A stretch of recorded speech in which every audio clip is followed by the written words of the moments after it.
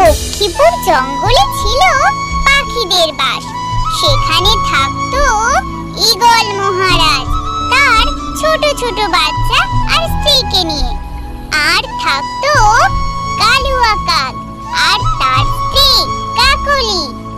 আরো একটা সুন্দর বাসায় থাকতো সবুজ টিয়া। সবুজ টিয়ার পাশের বাড়িতেই থাকতো একটা ছোট্ট মিষ্টি টুনটুনি পাখি। টুনটুনি পাখির আর সবকিছু থাকলেও তার মনে কোনো সুখ ছিল না, কারণ তার কোনো সন্তান ছিল না। একদিন সেই টুনটুনি পাখি খাবার খুঁজতে যাওয়ার আগে নিজে নিজে বলে, হায় ভগবান, আমার সবকিছু দিয়েছো তুমি, কিন্তু আমার কোনো সন্তান নেই। যদি সন্তান থাকতো তাহলে তার সাথে আমি কত গল্প করতে পারতাম, আমরা দুজনে একসাথে খাবার খুঁজতে যেতেও পারতাম। কিন্তু কি করব, এখন আমার সব কাজ একাকেই করতে হবে। এই কথা বলেই টুনটুনি পাখি জঙ্গলে বেরিয়ে পড়ে কিছু খাবার সংগ্রহ করার জন্য। এমন সময় সে শুনতে পেল কেউ কাঁদছে। কান্নার আওয়াজ শুনে টুনটুনি পাখি সেখানে দাঁড়ালো, আর সে দেখতে পেল একটা ছোট্ট কাকের ছানা খুব জোরে জোরে কাঁদছে আর মামা বলে ডাকছে। কাকের কান্না দেখে টুনির মন কষ্টে ভরে যায়, আর সে সেখানে নেমে আসে। কাককে জিজ্ঞাসা করে, কি হয়েছে বাছা, তুমি কাঁদছো কেন? আমি আমার মা বাবা কাউকে খুঁজে পাচ্ছি না গো, দাও না কেউ আমার মা বাবার কাছে পৌঁছে। ঠিক আছে, অত কাঁদতে হবে না, বলো তোমার বাড়ি কোথায়, আমি তোমাকে সেখানে পৌঁছে দিয়ে আসবো। বাড়ি কোথায় আমার মনে পড়ছে না গো, আমি তো বাবা মায়ের সাথে জঙ্গলে খাবার খেতে এসেছিলাম, তখনই হারিয়ে গেছি। ঠিক আছে বাছা, তোকে অত চিন্তা করতে হবে না, তুই আমার সাথে চল আমার বাড়িতে।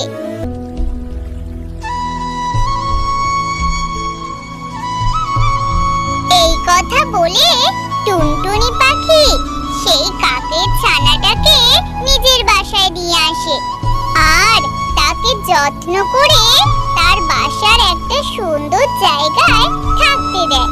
কিছুদিনের মধ্যেই কাকের ছানা আর টুনটুনি পাখির মধ্যে খুব ভাব হয়ে যায়, আর এভাবেই টুনটুনি আর কাকের দিন চলতে থাকে।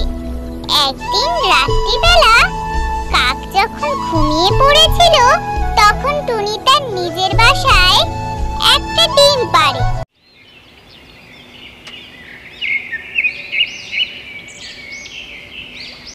পরদিন সকালবেলা টুনি তার ডিম দেখে বলে, কি মজা কি মজা, আজকের আমার খুব আনন্দ হচ্ছে, কতদিনের স্বপ্ন আজ পূরণ হলো। এই এতদিনে আমি একটা ডিম পারলাম, এবার আমার সবকিছু ভালো হবে, আমার কাক ছানা আর আমার ছোট্ট টুনি ছানা সবাইকে নিয়ে আমি খুব সুখে জীবন যাপন করতে পারবো। এরপর টুনি মনের আনন্দে জঙ্গলে খাবার খুঁজতে বেরিয়ে পড়ে। একদিন টুনি বাসায় ফিরে দেখে তার ছোট্ট ডিমটা ফুটে একটা বাচ্চা বেরিয়েছে। কি সুন্দর দেখতে, কি মিষ্টি। ছোট্ট টুনি তার মাকে জিজ্ঞাসা করে, মা মা, এটা কি? এ তো তোমার মতো দেখতে না, এ আমাদের বাসায় কি করছে? নিজের বাচ্চার মুখে এই রকম কথা শুনে টুনি পুরো অবাক হয়ে যায়, আর সে তার বাচ্চাকে বলে, ছি ছি মা, এ আবার কি রকম কথা? ওই রকম করে লোককে বলতে নেই, ও তোমার বড় দিদি। আমি অনেক দিন আগে জঙ্গলে কুড়িয়ে পেয়েছিলাম। তোরা নিজেদের মধ্যে ঝগড়া বন্ধ কর আর আমার কথা মন দিয়ে শোন। আমি এখন খাবার খুঁজতে যাচ্ছি জঙ্গলে, তোরা সাবধানে থাকিস, কেমন? হ্যাঁ মা, তুমি যাও, আমি বোনকে ঠিক দেখিয়ে রাখবো। এরপর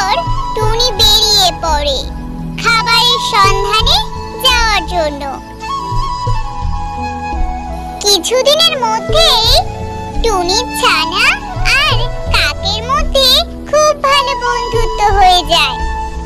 তারা দুজনে একসাথে খেলা করে, জঙ্গলে উড়ে উড়ে বেড়ায়, খাবার খুঁজতে যায়। আর টুনটুনি পাখি তার দুই ছানার এত মিল দেখে মনে মনে খুব আনন্দ পায়। এভাবেই দেখতে দেখতে একটা বছর কেটে যায়। একদিন সকালে টুনটুনি পাখি তার দুই ছানাকে ডেকে বলে, কাল তোর বোনের জন্মদিন, ধুমধাম করে অনুষ্ঠান করব। তাই জন্য আমি বনের সব পাখিদের নিমন্ত্রণ করতে যাচ্ছি তাদের বাসায়।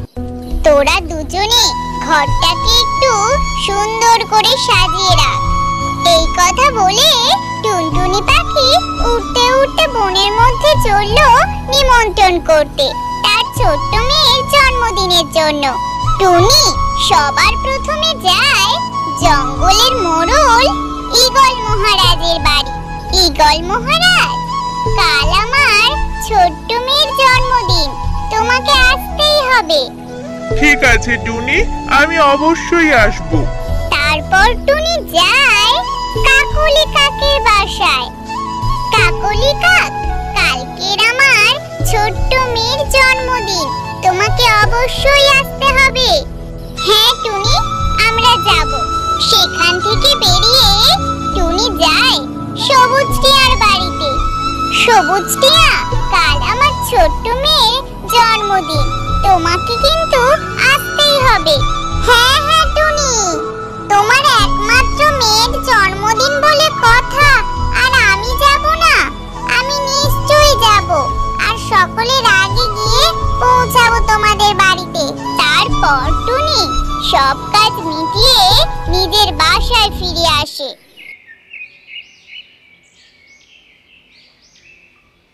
পরদিন সকালে একে একে সবাই টুনির বাড়ি জন্মদিনে চলে আসে।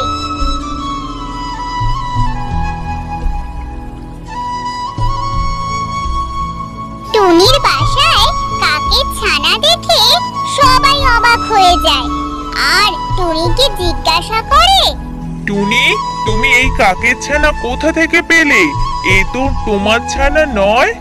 হ্যাঁ মোড়ল মশাই, আমি এই ছানাটাকে অনেকদিন আগে জঙ্গলে কুড়িয়ে পেয়েছিলাম। ও খুব কাঁদছিল আর বাবা মার ঠিকানাও বলতে পারেনি, তাই আমি আমার কাছেই রেখেছি। এই কথা শুনে কাকলি কাক জোরে কেঁদে ওঠে। তখন সে বলে, কি বলছো কি তুমি টুনি? এ তো আমার সন্তান। অনেকদিন আগে আমি জঙ্গলে খাবার খুঁজতে গিয়েছিলাম ওকে সাথে নিয়ে, আর সেখানেই আমি হারিয়ে ফেলেছিলাম। টুনি, তোমাকে যে কি বলে ধন্যবাদ জানাবো আমি। সন্তান হারানোর কষ্টে আমি প্রায় মরেই যাচ্ছিলাম, আর তুমি আমার সেই সন্তানকে বাঁচিয়ে নিজের ঘরে মানুষ করেছো। তোমাকে যে আমি কি বলবো, আমার কোনো ভাষা নেই। এইসব কথা শুনে ছোট্ট টুনি বলে, মা, তাহলে কি দিদিকে আমাদের থেকে নিয়ে চলে যাবে? ছোট্ট টুনির কথা শুনে কাকলি কাক বলে, না আমার ছোট্ট সোনা, তোমার দিদিকে তোমার থেকে কোথাও নিয়ে যাব না, ও তোমাদের কাছেই থাকুক। টুনটুনি যেমন করে ওকে মানুষ করেছে খুব যত্নে, ও সেইভাবেই থাকুক। আমি মাঝে মাঝে এসে ওকে দেখে যাব। হ্যাঁ কাকলি কাক, এটাই ঠিক হবে। ও এখানেই থাকুক, না হলে ও খুব কষ্ট পাবে।